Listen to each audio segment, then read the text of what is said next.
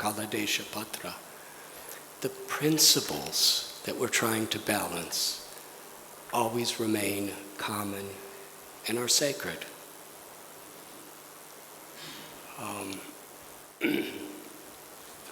It's interesting how youth affects us. When my father and mother were young, they listened to a certain type of music. Now my father's 89 years old. He still listens to the music that he listened to when he was a teenager. Bing Crosby, Frank Sinatra, all those kinds of people. And his whole life he was doing that. My mother and all their friends and that whole generation. So when I was young, I was thinking, and all my friends and my generation, who wants to hear that stuff? You know, they're dressed like this and they're singing like this.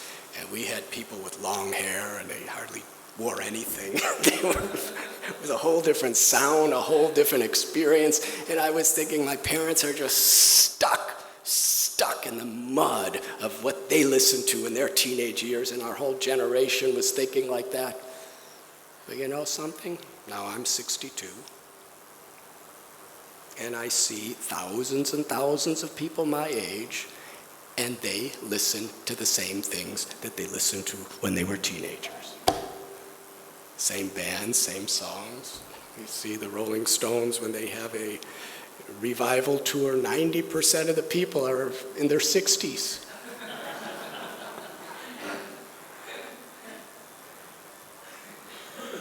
So, and I talk to young people, and they can't tolerate what their parents were into.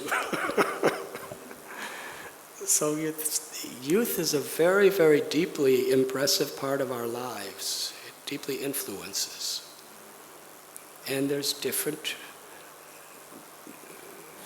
with each generation, especially in this modern age, there's different priorities. An example in my own life again, my mother and father, they were brought up in the Great Depression of America. America was totally in poverty during the Great Depression. The unemployment rate, people didn't have jobs. My father had to leave school when he was about 14 years old, and he was earning about 5 cents a day.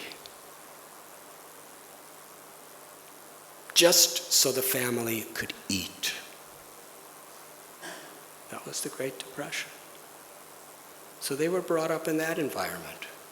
But then there was prosperity in the 1950s after World War II. So I was brought up in that situation. And we were all, I remember myself and my whole generation, you know, kind of middle class. Why? We used to condemn our parents.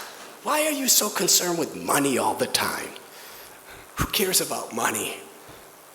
We didn't have to care about money. That's why we didn't care about money. But they were brought up in a different, where for survival they had to. So we have different impressions.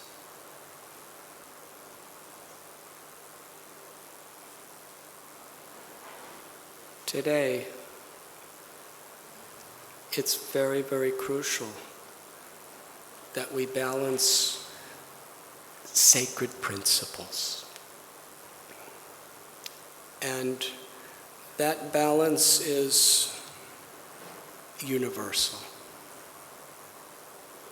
Ethics, morality, values of compassion, values of love, values of family,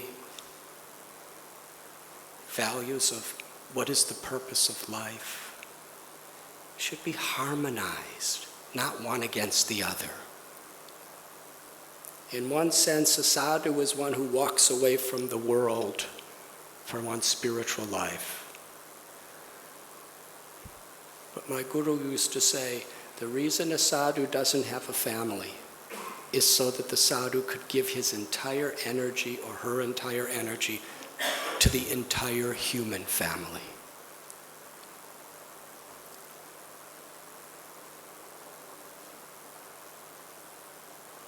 So everyone in this room is a dynamic leader on some level in their lives and in the society itself. To balance morality with the necessities to go ahead in business or in studies.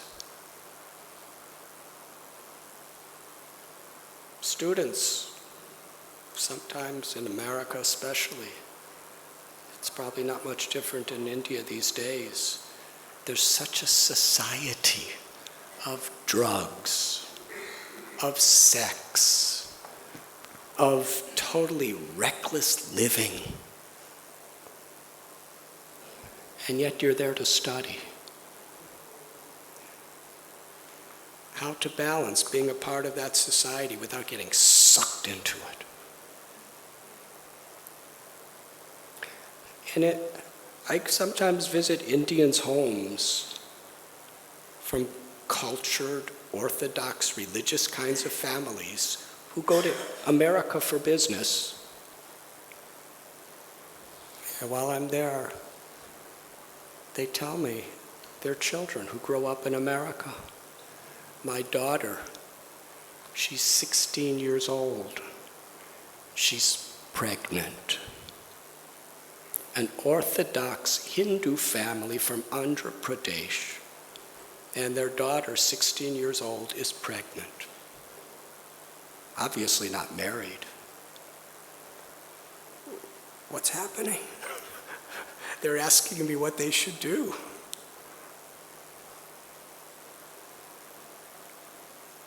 We have, by our own example, it's very important, because the parent's example is very, very influential on the children. You know, we may have our lives and our requirements for that life. We may have to earn prestige, we may have to earn wealth, for what we're doing. But if we have deep values, then our children, we have to present them these days in a non-judgmental way. Because if you're too judgmental, you lose them. They just retaliate, they rebel.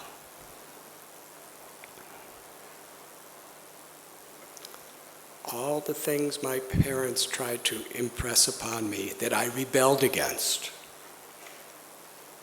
are foundational in my service to all of you, in the service of my Guru today. So it's important for us, toward our children, toward our employees, to whatever, to balance the necessity to instruct, even to discipline sometimes, with compassion. And in order for us to do that, we have to be balanced.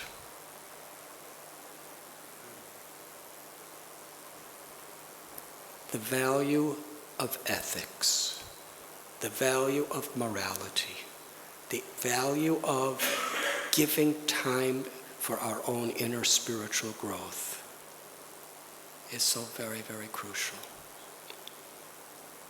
Does that kind of answer your question? It does. Thank you. Thank you, Swamiji. Honestly? Of course you're honest, but... It does. It does. Questions keep coming up and one thing leads to another thing. The most important thing we could give to our children is an example, because that lasts forever in their life. Love is shown by sacrifice. If they show that we're willing to make sacrifices for the well-being of others,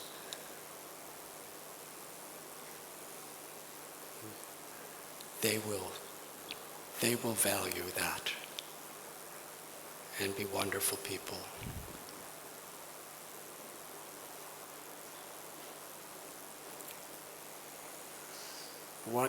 Yes, one more question and then we might. In continuation with this about the children, the time these days the children spend outside of home and the influence they get out of home because of the class, because of the pressure of studies, sometimes gives them, the example that one would like to lead them. Or in earlier times, I remember in my earlier age when I was a youth, the time that we would actually spend at home was much more than what we also allow our children right now. We burden them, probably the environment has burdened them with so many extracurricular activities and sports and everything. So that influence, and to do it, it really becomes a sort of a, that leading by example sometimes fails sometimes. Some things are beyond our controls, and some things are within our control.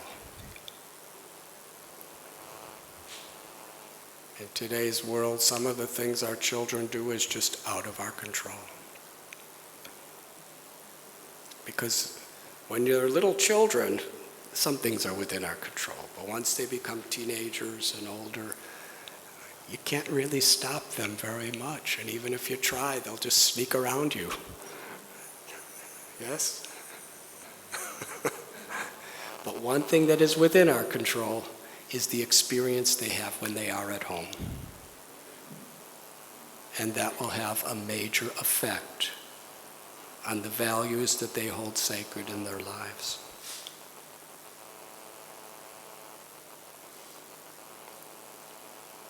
It's been a great honor and a great pleasure to spend this time with you. Thank you very, very much.